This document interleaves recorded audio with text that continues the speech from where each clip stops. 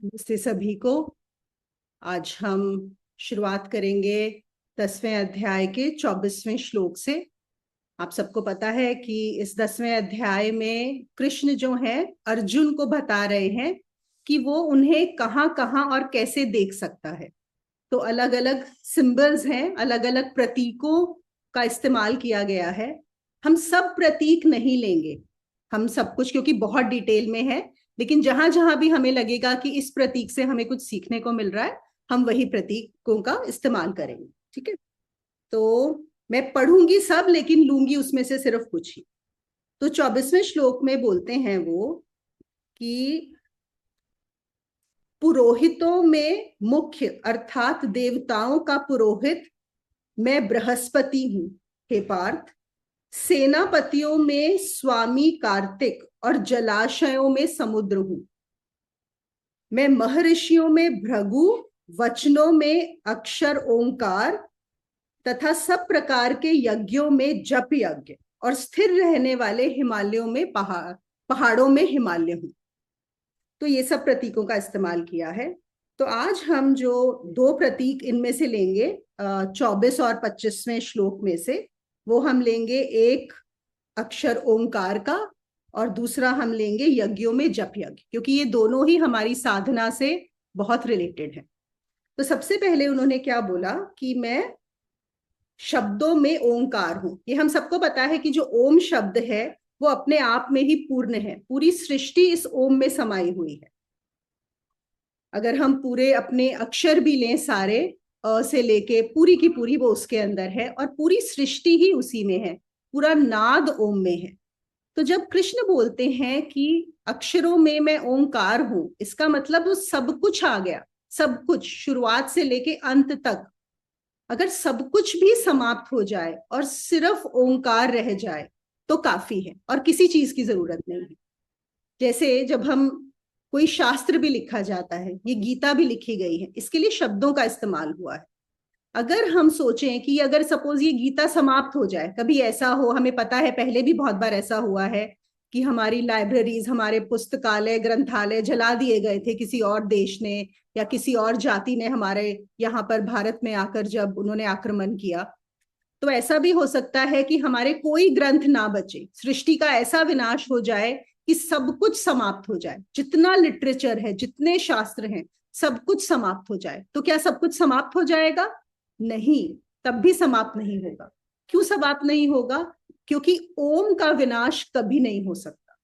ओम जो है वो सृष्टि से भी पहले है। सृष्टि मतलब जो रचना है, जो फॉर्म है, उससे भी पहले ओम। इसीलिए हम क्यों ओम का इतना, जब जाप करते हैं ओंकार की, हम बोलते हैं कि ओम, और कुछ नहीं तो आप ओम का जाप जरूर करो, बोलकर करो, सुनकर करो, मन में करो, सुनो, क्योंकि वो ही है। अगर उसको पकड़ लिया, वो सूत्र है, ओम सूत्र है, अगर उसको पकड़ लिया तो सब कुछ पाया जा सकता है। एक और है, जैसे जो वेस्टर्न थॉट है, वहां पर ऐसा माना जाता है कि जितने भी एलिमेंट्स हैं, जो कुछ भी है सृष्टि में, उसके बेस में जो फाउंडेशन है वो है इलेक्ट्रिसिटी, वो है विद्युत, बिजली। और जो भारतीय प्रज्ञा है वो कहती है कि हर चीज के नीचे जो फाउंडेशन है, जो एलिमेंट है, वो है साउंड। देखो, वो बोलते हैं इलेक्ट्रिसिटी है और भारतीय मनीषा बोलती है कि वो साउंड है, ध्वनि है। तो ओंकार आ गया। अब फिर जो है वेस्टर्न थॉट ने आगे आगे जितना वो करते गए, तो उन्होंने रियलाइज किया कि हाँ, जो इलेक्ट्रिसिटी है, जो साउंड है, वो भी इलेक्ट्रिसिटी का ही एक पार्ट है। मतलब अगर इलेक्ट्रिसिटी से ही साउंड क्रिएट होता है, और भारतीय उसमें क्या पाया गया कि साउंड से इलेक्ट्रिसिटी क्रिएट होती है। जैसे आप लोगों को ध्यान होगा, तानसेन के बारे में ऐसा बोला जाता है कि तानसेन जब गाते थे वो एक ऐसा राग छेड़ते थे कि आग लग जाती थी, ऐसा राग छेड़ते थे कि बारिश हो जाती थी। तो वो कैसे हो रहा है? मतलब ध्वनि, साउंड को इस तरह से पिरोया जा रहा है, साउंड का इस तरह से इस्तेमाल किया जा रहा है कि उससे जो है पानी या फिर आग को क्रिएट किया जा रहा है। लेकिन खैर, यहाँ पर ये कोई कंट्रोवर्सी का टॉपिक नहीं है। हम ये बोल सकते हैं कि साउंड और इलेक्ट्रिसिटी दोनों ही जुड़े हुए हैं एक दूसरे के साथ। अगर हम बेस में जाएं तो सबसे बेस में क्या आता है? इलेक्ट्रिसिटी, एनर्जी, मतलब फायर और साउंड। आप देखिए जितने लोग ध्यान करते हैं, ध्यान में भी जो आप लोगों के अनुभव होते हैं, हमारे शुरुआत कैसे होती है कि या तो आपको कुछ ध्वनि सुनाई देती है अपने कानों में, या फिर रोशनियां नजर आने लगती हैं। होता है कि नहीं होता? तो ये दोनों चीजें रिलेटेड हैं, ध्वनि और आपकी इलेक्ट्रिसिटी, ऊर्जा। कृष्ण कहते हैं कि मैं ओम हूं। तो वो कह रहे हैं ओम का मतलब, ओम जो है वो अस्तित्व की ध्वनि, अस्तित्व की ध्वनि है ना। और अगर ओम में प्रवेश हो जाएगा तो मुझ में प्रवेश हो जाएगा। देखो ये बहुत बड़ी बात यहाँ पे बताई जा रही है। वो कहते हैं अगर तुम ओम के अंदर प्रवेश कर सको, ओम को पूरी तरह से जान लो, उसके साथ एक हो सको, तो तुम ऑटोमेटिकली मुझ में प्रवेश कर जाओगे, क्योंकि मैं ही वो ओम। जब हमने बोल दिया कि ओम ही अस्तित्व है, तो और कृष्ण क्या है? कृष्ण भी तो अस्तित्व ही है, तो वैसा हो जाता। दूसरा जो यहाँ पे उन्होंने प्रतीक इस्तेमाल किया है, वो जप यज्ञ का प्रतीक इस्तेमाल किया है। जप यज्ञ, देखो हम लोग सब, हमने एक सुना हुआ है कि जप होता है ना, जिसे हम नाम जप करते हैं या मंत्र जप करते हैं। और एक हमने सुना हुआ है यज्ञ। यज्ञ किसे हम, हमारे दिमाग में क्या आता है कि कोई एक हवन कुंड होगा, वहां पर कुछ लकड़ी है, वहां पे सामग्री डाली जा रही है, घी डाला जा रहा है और अग्नि निकल रही है, इसको हम यज्ञ मानते हैं। इन्होंने बोला है मैं यज्ञों में जप यज्ञ हूं, मतलब जितनी भी तरह के यज्ञ होते हैं उन सब के अंदर मैं जप यज्ञ हूं। जप यज्ञ सबसे बड़ा है, तो इसको हम समझते हैं। पहली बात, यज्ञ का मतलब क्या होता है? यज्ञ का मतलब होता है, यज्ञ का मतलब सिर्फ अग्नि या आहुति देना नहीं होता। यज्ञ का मतलब है एक वो प्रोसेस जिससे ये जो जीव है वो अस्तित्व के साथ एक ब्रिज बना ले, एक सेतु बना ले। वो जो यज्ञ है वो एक ब्रिज है इस जीव और अस्तित्व में, इस जीव और उस ब्रह्मांड में, ताकि उन दोनों के बीच में एक मिलन हो सके, उन दोनों के मिलन का यज्ञ का ये मतलब होता है। और आजकल हम जो यज्ञ करते हैं, ज्यादातर लोगों को पता भी नहीं होता वो यज्ञ क्यों कर रहे हैं। उनको लगता है कि बस हम कुछ पॉजिटिव कर रहे हैं, अगर हम एक हवन कर रहे हैं, यज्ञ कर रहे हैं, चलो और कुछ नहीं, हमारा आसपास का वातावरण स्वच्छ हो रहा है, आपको एक अच्छी फीलिंग आ रही है, जो भी आप उसके अंदर हर्ब्स डाल रहे हो उससे एक अच्छी एयर क्लीन हो रही है। लेकिन एक्चुअली यज्ञ का मतलब ये नहीं होता था। वो जो यज्ञ बताए गए हैं वेदों में भी, वो एक पूरा प्रोसेस होता था। उसको हर कोई कर भी नहीं सकता, वो सिर्फ जानने वाले, जो पूरी विधि विधान जानते हैं वही जानते हैं। और उसका पर्पस कोई ये भी नहीं होता था कि हमारा सब लोग घर में सुखी से रहें और हमारी पैसे बढ़ते रहें और कोई बीमार ना हो, ये कोई मतलब नहीं होता था उन यज्ञों का। उस यज्ञ का सिर्फ एक ही मतलब होता है, वो ये होता है कि वे जो जीव है वो इससे हटके उस परमात्मा को भी जान सके, उस अस्तित्व के साथ एक हो सके। तो वो यज्ञ आपको कनेक्ट कर दिया। जैसे अगर अभी आप और मैं कैसे अभी जुड़े हुए हैं, हम इस टेक्नोलॉजी से, इस लैपटॉप से और इस जूम के ऐप से जुड़े हुए हैं, है कि नहीं? तो ये यज्ञ है, अभी हम दोनों का है, हम एक दूसरे को जान पा रहे हैं, बात कर पा रहे हैं, इस समय ये सेशन हो पा रहा है। अब यज्ञ भी ऐसी चीज है। सोचो आपका जूम, कल को टेक्नोलॉजी खत्म हो जाए, इंटरनेट खत्म हो जाए, और फिर भी हम लैपटॉप के आगे जूम को ऑन करके बैठ जाएं जहां पे कुछ नहीं हो रहा है, और हम सोचें कि हम जो है ना बस एक बहुत बड़ा काम कर रहे हैं, हमारे जो पूर्वज है ना ऐसा ही करते थे। उसका क्या फायदा है? मतलब क्या हो रहा है? कुछ नहीं हो रहा। तो बिल्कुल ऐसे ही यज्ञ भी अस्तित्व के साथ एक होने का प्रोसेस था। अब वो क्यों बोल रहे हैं जप यज्ञ?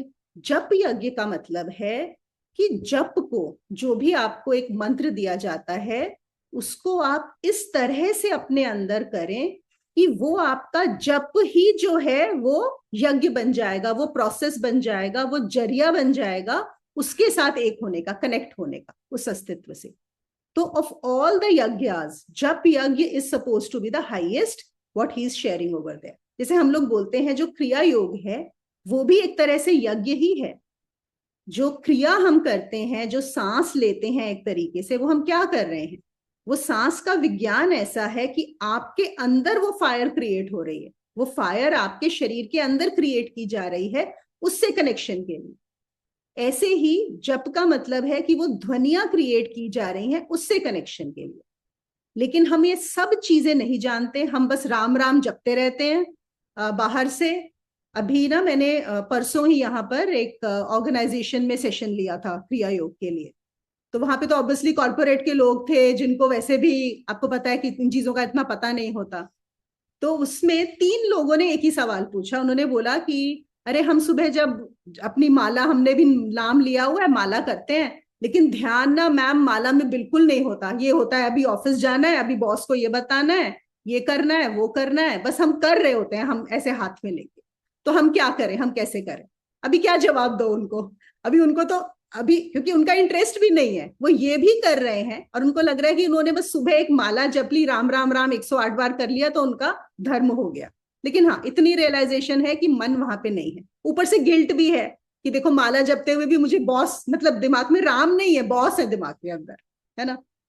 तो राम नाम की चदरिया बहुत सारे लोग ओढ़ लेते हैं ना, राम नाम की चदरिया देखा है, हरिद्वार वगैरह में बहुत मिलती है, उस पर राम राम लिखा होता है, तो लोग ओढ़ लेते हैं। वो चदरिया ओढ़ने से कुछ नहीं होगा। वो अंदर के जब तक राम नहीं आएगा ना, अंदर से वो चीज नहीं आएगी। तो जप यज्ञ का मतलब है जब राम इतने अंदर समा जाए कि राम के अलावा कुछ बचे ही ना, वो जो ध्वनि आपके लिए काम करेगी, वो आपको कनेक्ट करेगी किससे? अस्तित्व से, कृष्ण से। वो है ये। बताए इसका जो यज्ञ की बात ऐसे ही है जैसे एक बार क्या हुआ था, एक आदमी गांव से, नहीं नहीं देखो इलेक्ट्रिसिटी कब आई है, कुछ अर्ली 1900s में आई है, उससे पहले तो लोग लालटेन वगैरह ही जलाते थे। तो और बहुत कम जगह पे आई थी। तो एक बार एक गांव का आदमी शहर में गया। तो जब शहर में गया तो उसने देखा उनके घर में, जिनके घर गया था वहां पे बल्ब जल रहा था। और ठीक है, उसके बाद वो गेस्ट था, उसको जो घर के होस्ट थे उसको कमरे में करके कि अच्छा आप सो जाइए, वो चले गए। उनके भी दिमाग में नहीं आया कि हमें लाइट ऑफ करनी है। अब इस आदमी ने क्या किया था, अब इस आदमी ने लालटेन बुझाई थी, दिया बुझाया था, मोमबत्ती बुझाई थी, बल्ब तो कभी बुझाया नहीं था। उसको पता ही नहीं था कि बल्ब कैसे बुझाते हैं। तो अब उसने कहा मैं इसको बुझाऊं कैसे, तो वो स्टूल पे चढ़ गया और बल्ब पे फूकने लगा। उसको तो वही तरीका आता है ना कि हम कैसे दिया फूकते हैं, मोमबत्ती फूकते हैं, तो वो बल्ब पे फूके जा रहा है, वो फूक बंद ही नहीं हो रहा। और पूरी रात बेचारा हर चीज उसने ट्राई कर ली कि ये वाला दिया बंद कैसे होता है, नहीं समझ में आया। तो सुबह जब जो होस्ट था, जब उसने आके पूछा कि आपको रात को नींद ठीक से आई, उसने बोला अरे नहीं, तुम्हारी तो ये लालटेन बंद ही नहीं होती है, बुझती कैसे है? तो वो उसको एक बटन था वहां पे, उसने वो बटन बंद कर दिया। उसने बोला ले, ये कैसे हो सकता है? मतलब हमारे लिए हमें लग रहा होगा हम कितने एक्सेप्टेड है ना ये चीज कि बटन से बल्ब ऑन होता है और एक बटन से बल्ब ऑफ हो जाता है। लेकिन जिसको नहीं पता उसके लिए तो बहुत बड़ी चीज है। जिसने सिर्फ लालटेन और मोमबत्ती बुझाई हो, उसको कैसे पता लगेगा कि बल्ब का स्विच कहीं और हो सकता है? ये बात है कि नहीं है? हमारे लिए तो ये बहुत, हम बहुत इजी है ये समझना।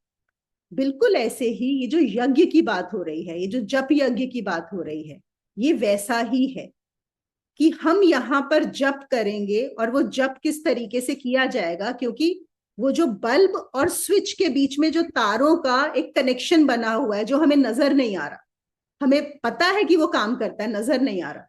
बिल्कुल ऐसे ही हमारे जप और उस अस्तित्व के कनेक्शन का भी एक वो बटन ही है। तो वो बटन ही जानना होता है। जो साधना करते हैं ना हम, वो और कुछ नहीं है पर जानना कि उसको कैसे स्विच ऑन और ऑफ किया जा सकता है। जब आप सही से जप यज्ञ करते हैं तो आपका रोआ रोआ उस ध्वनि से जो है आंदोलित हो जाता है, और आपका जो शरीर है वो एक ब्रॉडकास्टिंग स्टेशन बन जाता है। जब वो ब्रॉडकास्ट करता है तब आप लयबद्ध हो जाते हो, और उससे जो है आप उससे कनेक्ट हो जाते हो, उस अस्तित्व से कनेक्ट हो जाते हो। अब हम आगे ले लेते हैं 26वां और 27वां श्लोक।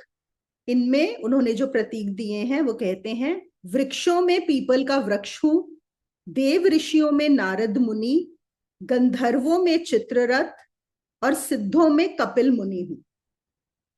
और हे अर्जुन, घोड़ों में अमृत से उत्पन्न होने वाला उच्चैः श्रवा नामक घोड़ा, और हाथियों में ऐरावत, तथा मनुष्यों में राजा मुझको ही जान।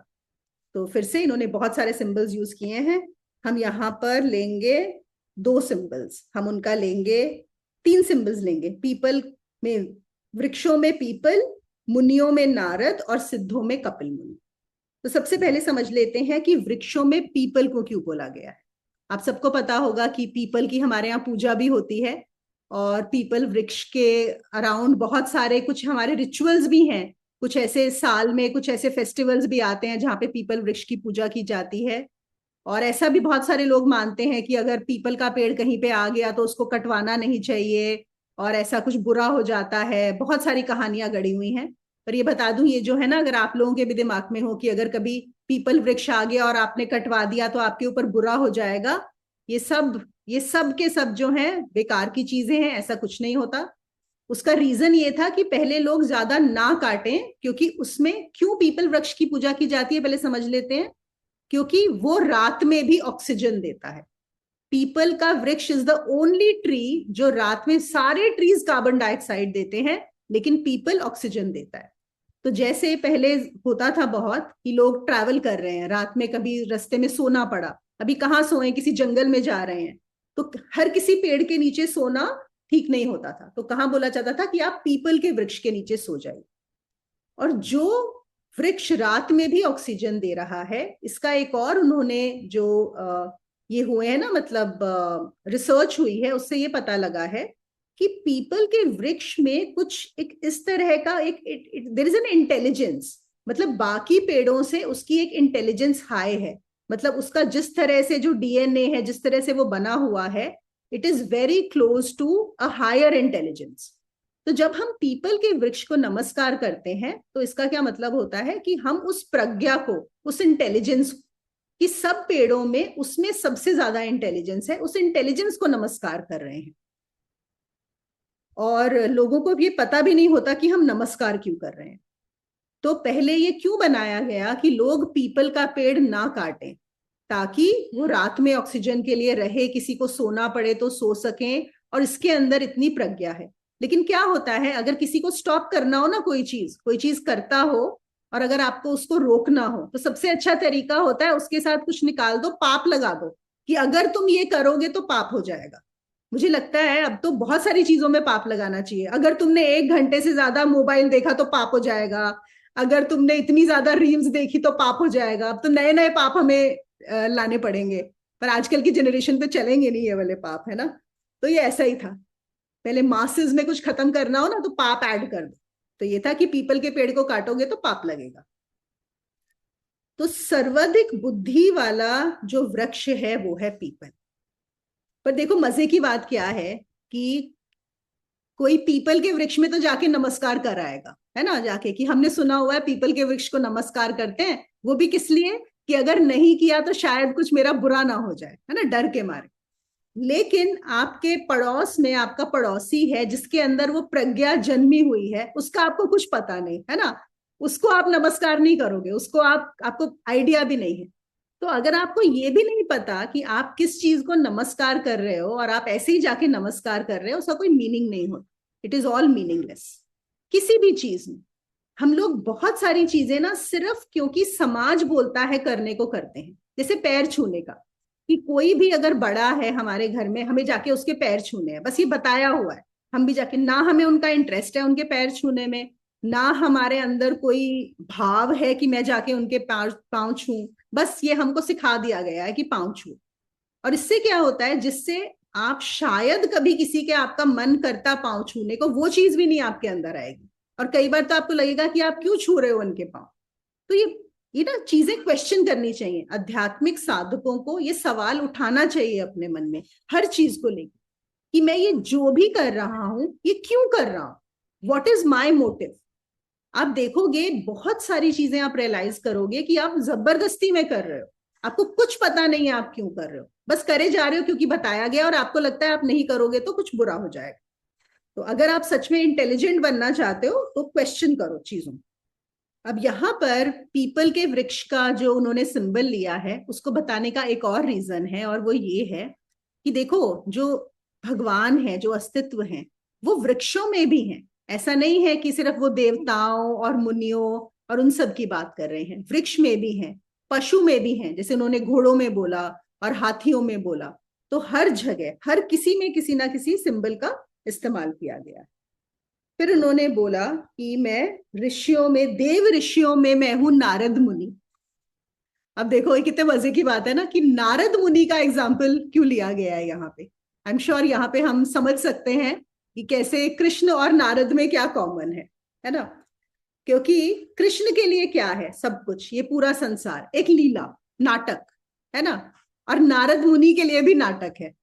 हम सबने नारद मुनि की कहानियां सुनी होंगी जहां पे वो मतलब बिल्कुल भी गंभीर नहीं है। नारद जो है बिल्कुल हमेशा हंसते खेलते नारायण नारायण करते करते, इधर इसकी चुटकी ली उधर उसकी चुटकी ली, यहाँ पे इसकी बुराई की वहां पर उसको जाके कुछ कान में भर दिया, और सब लड़ाइयां।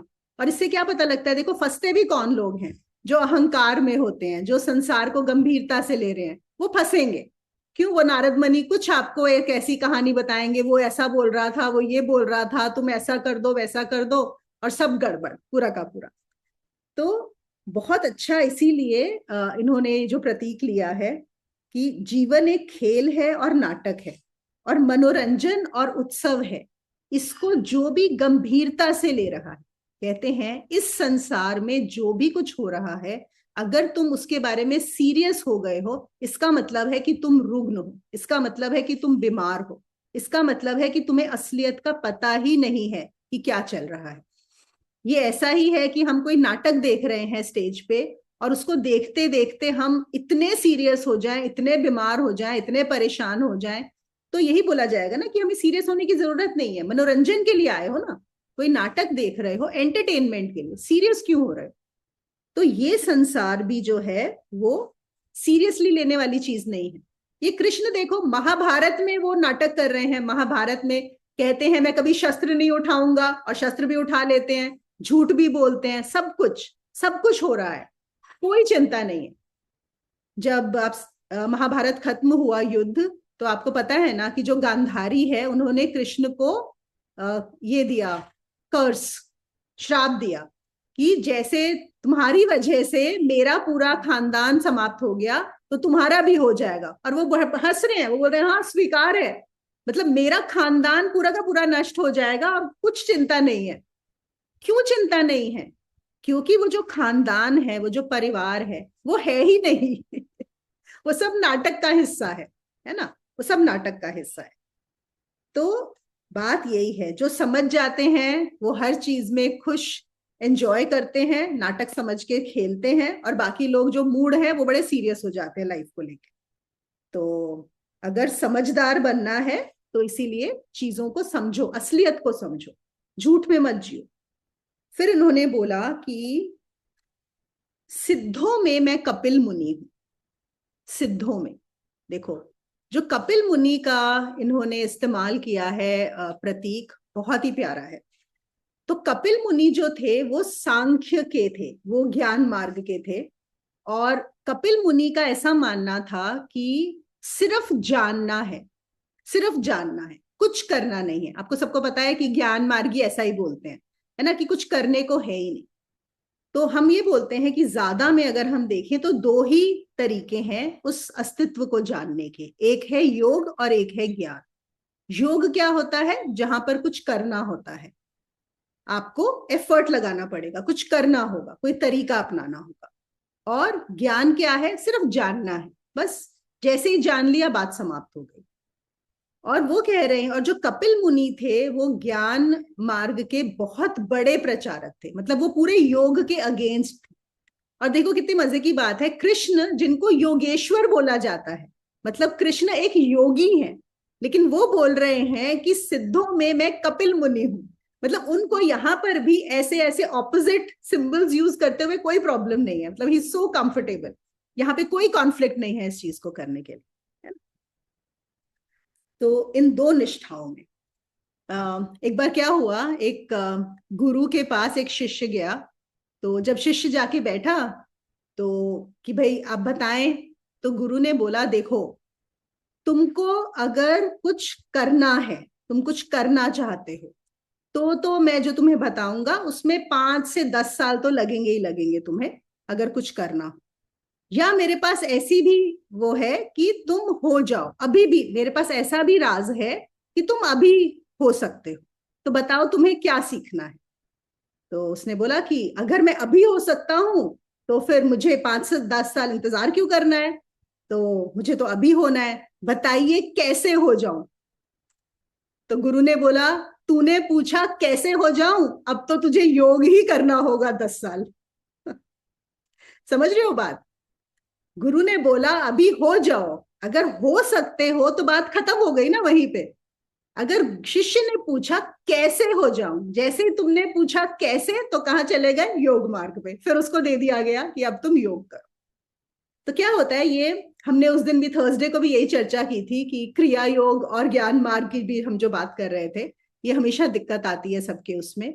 एक और कहानी जो वेदांत के गुरु जो बताते हैं, ज्यादातर आप लोगों ने सुनी होगी, कि एक बहुत सारी भेड़ों के बीच में एक बार एक शेर का छोटा बच्चा चला गया था, है ना। वो भेड़े पाल रही थी, तो क्योंकि भेड़े पाल रही थी उस शेर के बच्चे को, तो वो भेड़ों जैसे ही मिमियाता था, बात करता था, चलता था।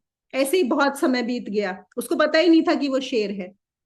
तो फिर क्या हुआ, एक बार एक शेरों का झुंड वहां से जा रहा था, या एक बड़ा शेर जा रहा था, उसने देखा कि शेर का बच्चा भेड़ों के बीच में क्या कर रहा है। तो वो गया उसके पास, और उसने उसको बोला कि चल मैं तुझे दिखाता हूं तू कौन है। और वो उसको नदी के पास लेके गया, और जैसे ही शेर ने नदी में अपनी वो देखा, तो उसको पता लग गया कि मैं शेर हूं, और वो दहाड़ने लगा, है ना। तो ज्ञान मार्ग क्या कहता है कि जैसे ही तुम जानोगे कि तुम वही हो, तुम शेर नहीं हो, तुम ये मनुष्य नहीं हो, तुम जीवात्मा नहीं हो, तुम स्वयं परमात्मा हो। जैसे ही तुम उसको देखोगे, बस हो गया। कुछ करना थोड़ी है, कुछ करना थोड़ी पड़ा है इसमें।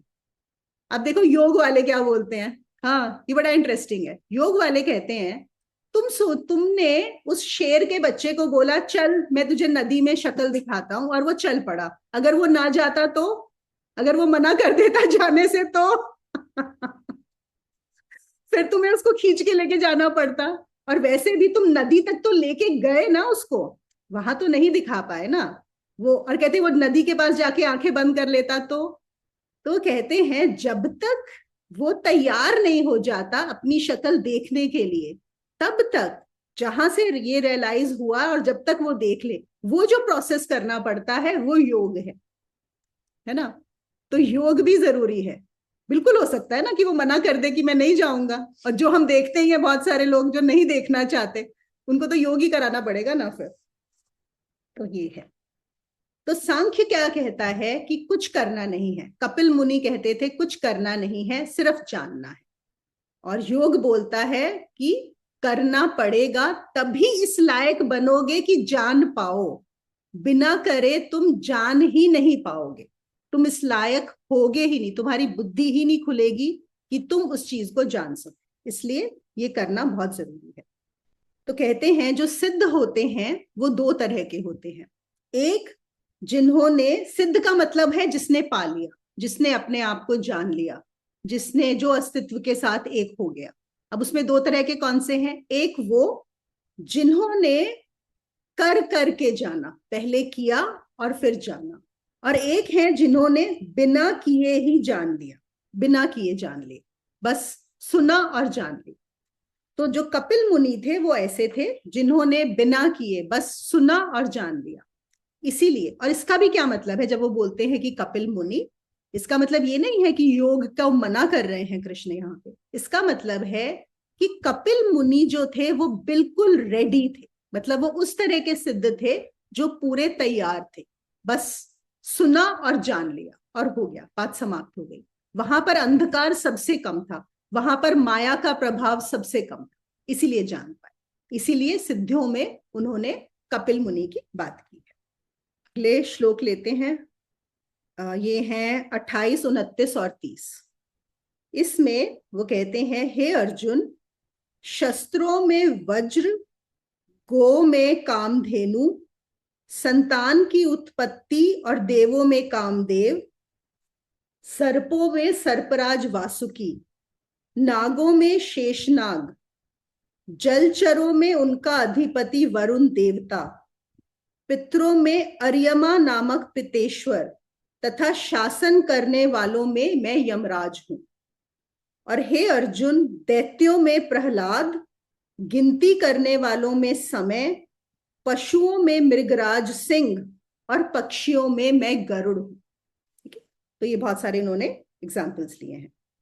अब यहाँ पर हम जो लेंगे, सबसे पहले हम ये समझ सकते हैं कि गौ में कामधेनु, हम सबने सुना है कि कामधेनु एक ऐसी गाय थी जहां पर सब आपकी इच्छा पूर्ति होती थी, आप जो भी बोलो। कामधेनु एक बहुत ही अलग तरह की गाय थी, इन्होंने इसीलिए उसका वहां पर ये प्रतीक लिया है।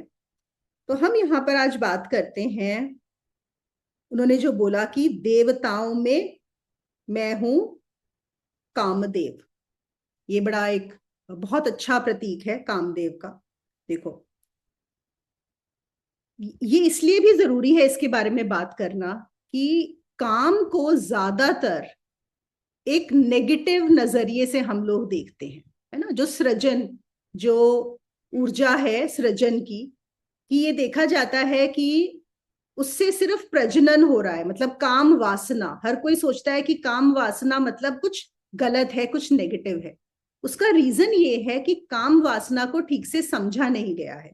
ये ऐसा है, सपोज किसी ने पहली बार जिसका आग का अनुभव हो, वो सिर्फ ये हो कि आग से कुछ जल गया था, उसका हाथ जल गया था, या उसका घर जल गया था, या उसका सामान जल गया था, तो उसको ये पता ही नहीं होगा कि वही आग जो जला सकती है, वही आग आपका खाना भी पकाती है, वही आग ठंड में आपके घर को गर्म भी करती है, और उसी आग से कितना कुछ किया जाता है।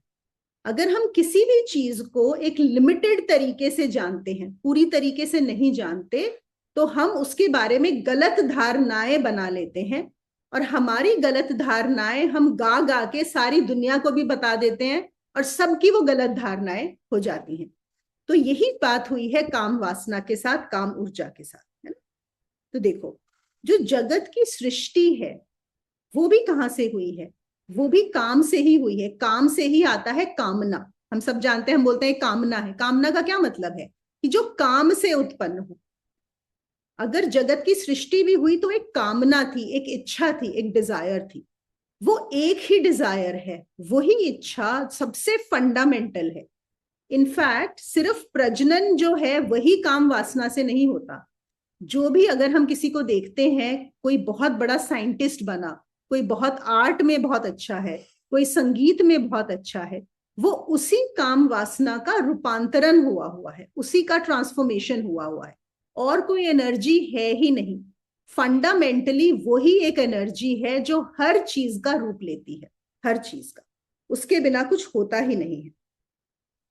लेकिन यहां पे हमें क्या समझना है कि वही काम वासना जो नीचे गिर सकती है, एक व्यक्ति एक दूसरे जीव को जन्म कर सकती है, वही काम वासना को अगर ऊपर उठा लिया जाए तो आपका जन्म होता है, स्वयं का जन्म। और बहुत आसान होता है उस काम वासना से किसी दूसरे जीव को जन्म देना, क्योंकि वो प्रकृति का काम है।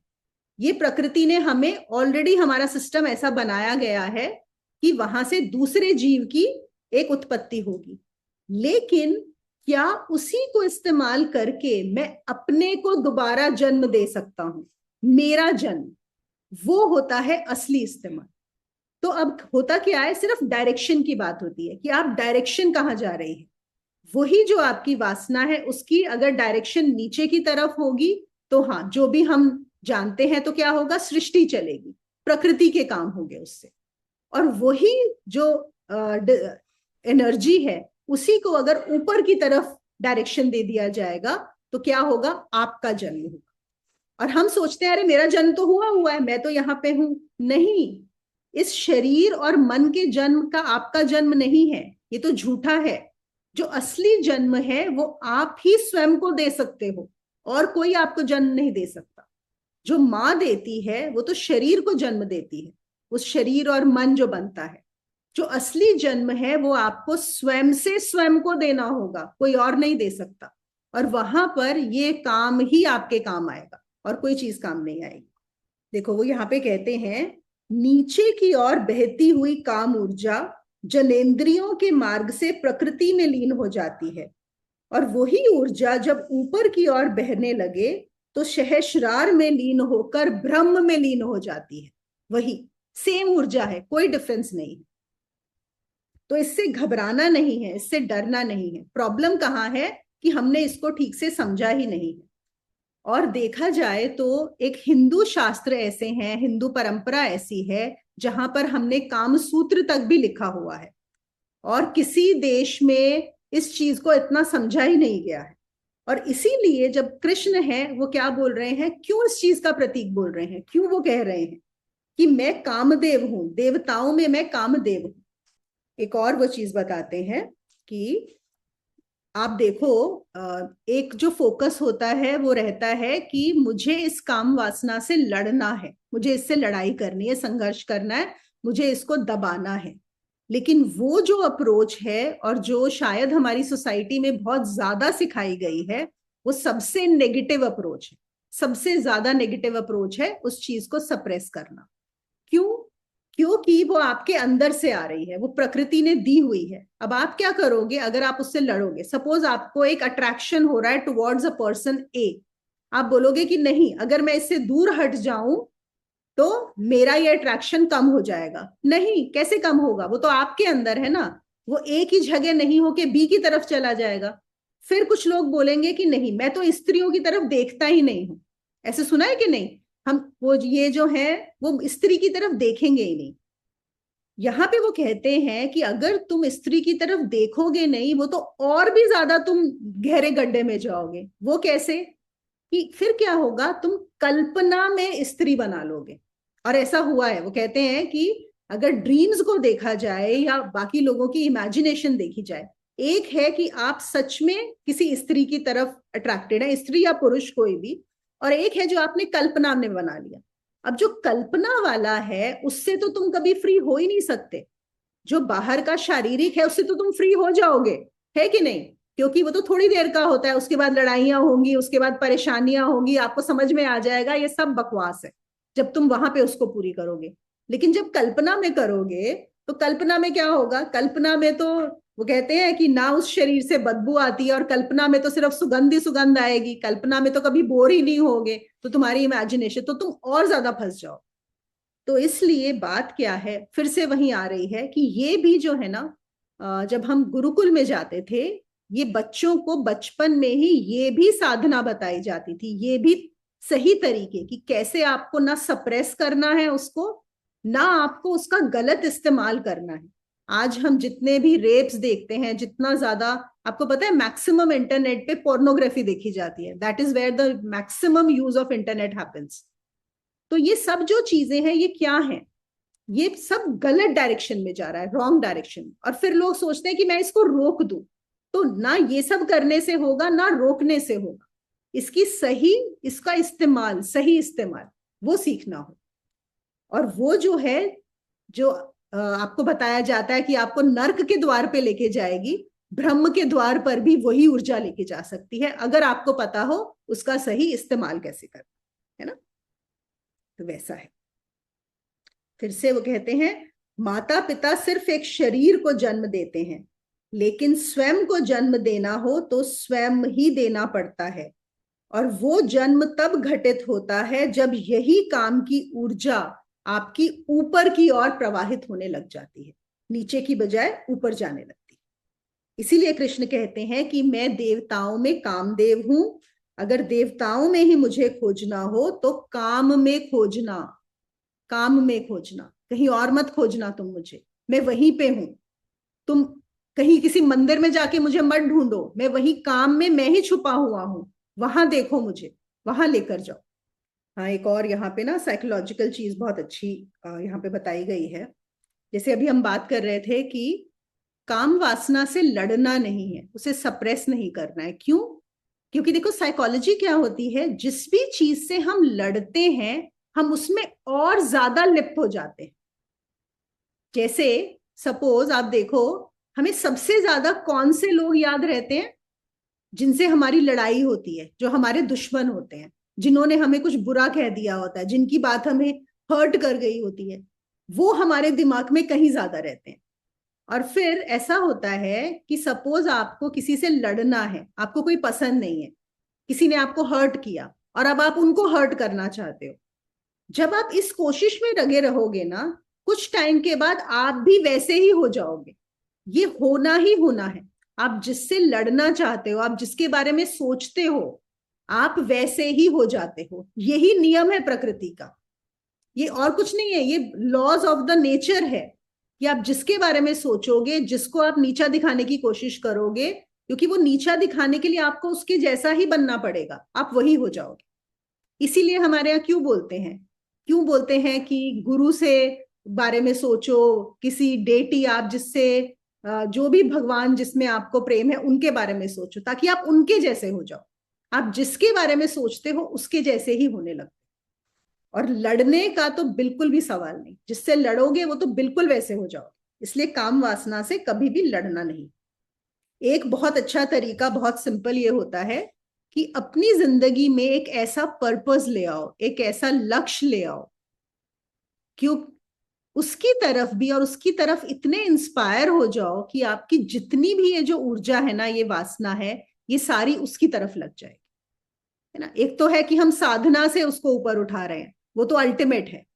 लेकिन कोई अगर साधना भी नहीं करना चाहता, कोई एक आम इंसान है जिसको नहीं समझ में आ रहा, आप देखो इसीलिए स्पोर्ट्स में इसका बहुत अच्छा इस्तेमाल होता है, संगीत में, क्राफ्ट में, पेंटिंग में, जो भी कोई ऐसा कोई क्रिएटिव जिसमें आपकी वही एनर्जी काम करती। इनफैक्ट जब हम जान पाते हैं कि किसी ने बहुत अच्छा किया, इससे हमें समझ जाना चाहिए कि उस एनर्जी का पूरा इस्तेमाल किया गया है वहां पे। और आज का हम लास्ट जो प्रतीक लेंगे वो लेंगे, उन्होंने बोला, शासन करने वालों में मैं यमराज हूं, मृत्यु का दूत, मृत्यु का शासक, है ना। अब ये बड़ा अमेजिंग है कि वो अपने आप को यमराज का सिंबल दे रहे हैं कि मैं यमराज हूं। इससे क्या मतलब है, देखो ये भी एक बड़ी बहुत अच्छी साइकोलॉजिकल चीज समझने की है। हम सब देखते हैं, बहुत चिल्लाते हैं, बड़े बड़े आंदोलन होते हैं इक्वालिटी पे। एक तो जेंडर इक्वालिटी का ही बहुत बड़ा चलता रहता है कि जेंडर इक्वालिटी नहीं है, females should be equal to males, इसलिए वो सब भी वही करेंगी, क्योंकि कहीं ना कहीं इनइक्वालिटी फील होती है। या फिर कास्ट सिस्टम्स में होता है कि जी वो वाले बड़ी कास्ट के हैं, ये हम कम कास्ट के हैं, हमें इक्वालिटी चाहिए। मतलब हर चीज में, आप हर लेवल पे। फिर एक सोशलिज्म की, कम्युनिज्म की अगर हम बात करें, वहां पे क्या है, उसमें यही है कि सबके पास इक्वल होना चाहिए। ये सब लोग जितने भी, और ये बहुत बड़े बड़े पढ़े लिखे समझदार लोग, सो कॉल्ड समझदार लोग हैं जो इन सब की बातें करते हैं। लेकिन आप सोच के देखो जरा सा, देखो हमें कोई भी चीज समझनी हो ना, हमें प्रकृति में जाना चाहिए, जहां पे मनुष्य ने कुछ जो है ना अपना हाथ नहीं डाला हुआ। क्या दो फूल बिल्कुल एक जैसे हो सकते हैं? क्या दो पेड़, अब देखो यहाँ पे दो ये पड़े हुए हैं पीछे पाम ट्रीज, क्या ये बिल्कुल एक जैसे हैं? नहीं है। कोई भी दो चीज, इवन दो पत्ती भी एक जैसी नहीं होती, इवन दो फूल एक जैसे नहीं होते, दो पत्थर एक जैसे नहीं होते। मतलब क्या है, नेचर में इक्वालिटी का कोई कॉन्सेप्ट है ही नहीं। ये इंसान का बनाया हुआ कॉन्सेप्ट है equality. There is no such thing as equality. The only concept which is in nature is diversity. असली में चीज क्या है, डाइवर्सिटी की। अब मैं तो फीमेल हूं, मैं बोल रही हूँ फीमेल को मेल के इक्वल क्यों होना है? Let the female be a female, let the male be a male. दोनों के अपने अपने स्ट्रेंथ्स हैं, दोनों के अपने अपने एरियाज हैं, आपको क्यों वही होना है? तो ये कहां से आ रहा है? ये ना समझी से आ रहा है, बिल्कुल बिना अंडरस्टैंडिंग के। और फिर जो लोग नहीं जानते, जो ज्यादातर क्या होते हैं, हमारे मासेस होते हैं, masses do not understand. Masses सिर्फ फॉलो करते हैं, ये लीडर है, हमें या तो जो मेजोरिटी फॉलो कर रही है वो करेंगे, या ये लीडर है अगर ये बोलता है ऐसा है तो वो फॉलो करेंगे, क्योंकि अपनी बुद्धि नहीं। और वो भी अपनी बुद्धि क्यों नहीं है? क्योंकि हमें सिखाया ही नहीं गया है कि सोचना कैसे। हमें सिखाया ही नहीं गया है कि आपको अपनी बुद्धि का इस्तेमाल कैसे करना। तो यहां पे देखो कितना सुंदर प्रतीक उन्होंने इस्तेमाल किया है। यमराज का प्रतीक क्यों इस्तेमाल किया है? सिर्फ एक जगह इक्वालिटी है। Equality is only at one place, at the time of death. That is the only equality which is available in nature. Death का क्या मतलब है? अब यहाँ पे लोग बोलेंगे नहीं लेकिन डेथ तो बहुत अलग अलग तरीके से होती है। नहीं, ये नहीं। उसका मतलब ये है इक्वालिटी का कि चाहे तुम थिगने हो या बहुत लंबे हो, पतले हो, मोटे हो, अमीर हो, गरीब हो, स्ट्रांग हो, वीक हो, सब मरने वाले हो। उस समय जब मरोगे, उस समय जो यमराज है ना, वो ये नहीं बोलेंगे अच्छा अच्छा चल, तूने तो बहुत अच्छा काम किए थे, ऐसा कर तुझे 6 महीने और दे देता हूं, तू 6 महीने रुक जा, या मैं तुझे एक अलग तरीके से लेके जाऊंगा। ऐसा कुछ नहीं होता। Death is the only point where there is equality, कि जहां यमराज आए वो बिल्कुल नहीं देखते, वो किसी चीज में भेदभाव नहीं करते। ही इज द बेस्ट जज, जिसको बोलते हैं ना कंप्लीट ऑब्जेक्टिविटी, जरा सी भी सब्जेक्टिविटी जहां पर नहीं, वो होते हैं यमराज। इसीलिए यमराज का जो प्रतीक है वो इस्तेमाल किया गया। जीवन में समानता असत्य है, इस चीज को नोट कर लो। equality is false. There is no such thing as equality. It is a very man-made concept. I would say it is a very intellectualized concept of equality. और अगर आप खुद को समझ जाओ, आप जो हो उसको एक्सेप्ट करो, आप अपने आप को एंजॉय करो, आपको दूसरे जैसा होना ही क्यों है, क्यों होना है। और वो कहते हैं, देखो उन्होंने एक और चीज बोली कि चलो सपोज करो हम आपको इक्वल भी कर देते हैं। लेट अस से गवर्नमेंट कल एक लॉ बनाती है, जस्ट हाइपोथेटिकली, ठीक है, कि सबके पास इक्वल इनकम होगी, सबके पास इक्वल बिल्कुल एक जैसा घर होगा, सबके पास एक ही जैसी गाड़ी होगी, सबको इतनी ही सैलरी मिलेगी। सपोज करो, इक्वालिटी आ जाएगी? सोच के देखो। फिर इनइक्वालिटी कहां पे आएगी? अरे सबके स्किल्स अलग हैं, सबकी, अब फिर ये हो जाएगा वो ज्यादा सुंदर है, ये कम सुंदर है, वो मोटा है, ये पतला है, फिर लोग अलग चीज बना लेंगे। बेसिकली माइंड एक्सेप्ट ही नहीं कर सकता। माइंड जहां जहां पर भी वो इनइक्वालिटी होगी वहां पे आना ही आना है। और ये इक्वालिटी भी ये चल ही नहीं सकती, इट इज नॉट पॉसिबल। तो इसलिए वो कहते हैं शासकों में मैं यमराज हूं, क्योंकि यहां पर जरा भी अपवाद नहीं है, यहां पर जरा भी कोई भी सब्जेक्टिविटी नहीं है, यहां पर कोई भी भेदभाव नहीं है, मृत्यु के समय कोई भेदभाव नहीं। एक लास्ट क्विकली कर लेते हैं, फिर हमारा ये वाला खत्म हो जाएगा। और ये मुझे बहुत अच्छा लगा था, जैसे उन्होंने बोला दैत्यों में मैं प्रहलाद हूं, है ना, दैत्यों में प्रहलाद। आप सबको पता है कि जो प्रहलाद जहां पैदा हुए थे वो दैत्य योनि थी, लेकिन दैत्यों में भी होते हुए, कितनी मुश्किल परिस्थितियां होते हुए भी उन्होंने क्या पाया? वो पूरे जो है विष्णु के भक्त रहे, उन्होंने परमात्मा को पा लिया, इसीलिए ये बोला गया है। और यहाँ पे जो दैत्यों का प्रतीक लिया गया है ना, वो एक तरह से परिस्थितियों का प्रतीक लिया गया है। फिर से हमारे थर्सडे सेशन में इस बार एक सवाल था कि अगर सिचुएशंस डिफिकल्ट हो लाइफ की, अगर आप बहुत प्रॉब्लम से गुजर रहे हो, तो आप अध्यात्म पे कैसे चलोगे, है ना। यहाँ पे वो इस चीज का बहुत अच्छा आंसर है कि जितनी डिफिकल्टीज प्रहलाद के पास थी, उससे ज्यादा तो हो नहीं सकती किसी की, लेकिन फिर भी प्रहलाद ने पाया, उसको पता था कि उसे क्या चाहिए।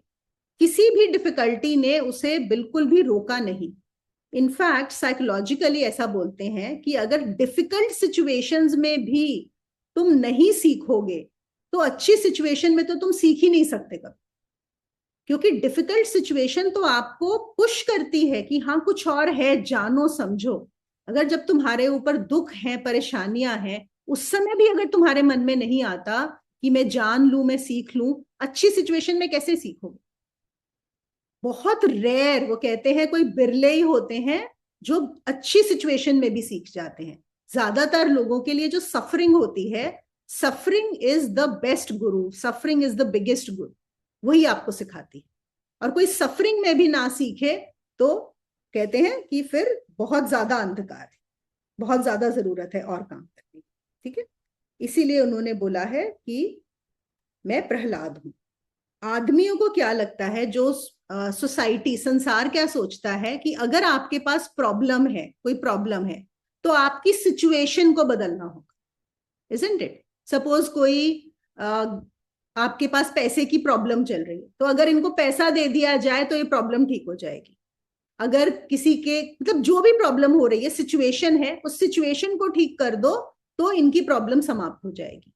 लेकिन अध्यात्म ये बिल्कुल नहीं मानता। अध्यात्म कहता है तुम इंसान को बदल दो, वो जो प्रॉब्लम फेस कर रहा है ना, तुम उसको बदल दो तो प्रॉब्लम जो सिचुएशन है वो बदल जाएगी। समझ रहे हो? संसार कहता है सिचुएशन को बदलो, अध्यात्म कहता है जो सिचुएशन फेस कर रहा है उसको बदल।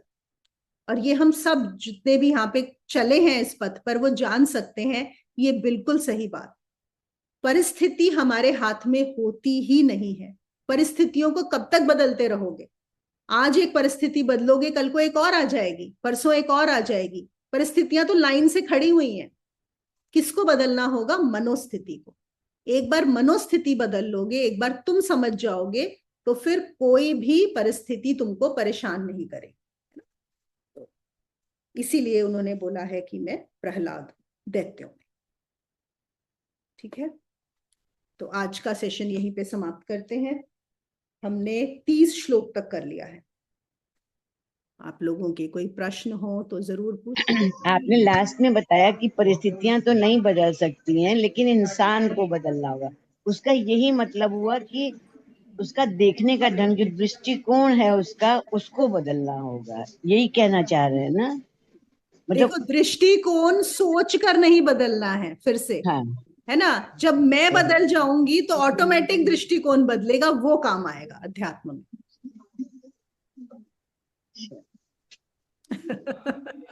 एक है कि मैंने सुन के सीख के अपना दृष्टिकोण बदल लिया। मैंने सोचा कि ये सिचुएशन आई है, मुझे यहाँ पे पॉजिटिव पर्सपेक्टिव रखना है ना? अब मैं कितनी जी, बार अपने पर्सपेक्टिव को पॉजिटिव करूंगी, क्योंकि नेगेटिविटी तो आती रहेगी। एक समय हो जाएगा बस मुझसे नहीं होता, है ना? लेकिन जब मैं बदल जाऊंगी, मैं ऐसी हो जाऊंगी कि मुझे कुछ नेगेटिव लगेगा ही नहीं, तब मेरा दृष्टिकोण बदलेगा, है ना? तो साइकोलॉजी क्या करवाती है? साइकोलॉजी बोलती है पॉजिटिव सोचो, ऐसा सोचो, माइंड के थ्रू कराती है। लेकिन अध्यात्म आपको साधना के थ्रू आपके माइंड को ही बदल देता है। आपका माइंड ही ट्रांसफॉर्म हो जाता है, करेक्ट। ये फिर वही वो जो बात हो गई दृष्टिकोण कि बदलता एक्सेप्टेंस होनी चाहिए, एडजस्टमेंट नहीं है। है। हाँ, एडजस्ट नहीं करना है, एडजस्ट एक्सेप्टेंस नहीं करना करना है, बिल्कुल। और वो एक्सेप्टेंस भी सोच के नहीं करनी है, वो अपने आप आनी चाहिए एक्सेप्टेंस। सोच के नहीं कि मुझे एक्सेप्ट करना है, वो बहुत टेम्पररी है, वो ज्यादा लंबी नहीं चलेगी। है। चलिए 2 मिनट ध्यान कर लेते हैं, फिर क्लोज करते हैं। ठीक है, आप लोग अपने ध्यान को हार्ट चक्रा पे रख सकते हैं, थर्ड आई पे, जहां भी, बस एकदम शांति से बैठे।